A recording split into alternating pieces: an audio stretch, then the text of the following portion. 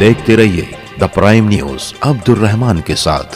The prime news की इस वक्त की ताज़ा खबर के साथ मैं अब्दुर्रहमान आपका इस्तकबाल करता हूँ।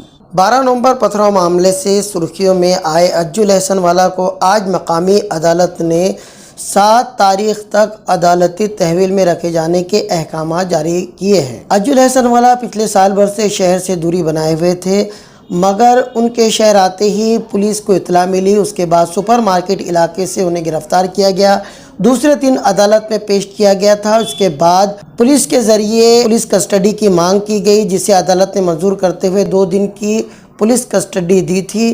पुलिस कस्टडी मुकम्मल होने के बाद एक बार फिर से उन्हें कोर्ट के सामने पेश किया गया, जहां 2 अलग अलग मुकदमों में उन्हें मुलजिम बनाया गया था।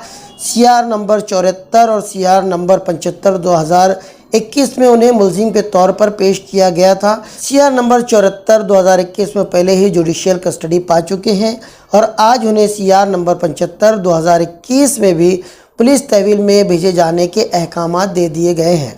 मकामी अदालत में आज सिटी पुलिस स्टेशन के अमले के ज़रिए उन्हें पेश किया गया, मगर पुलिस ने कोई भी मुखालफत नहीं की, ना ही मज़ीद पुलिस कस्टडी की मांग की। इधर अज्जुल अहसन वाला के वकील आरिफ शेख ने उम्मीद जताई है कि उनके मुवक्किल को जल्द ही जमानत पर रिहाई मिल सकेगी, क्योंकि उनके मुताबिक जिन 2 मामलात में उन्हें मुलजिम बनाया गया है, इन 2 मामलात में बहुत सारे अफराद मुंबई हाई कोर्ट से पहले ही जमानत कब्ल अज गिरफ्तारी पाने में कामयाब हो चुके हैं। अज्जुल अहसन वाला के अफराद खाना अब उनके वकील से गुफ्त शनीद करने के बाद रेगुलर बेल की अपील दे सकते हैं, ऐसी उम्मीद जताई जा रही है।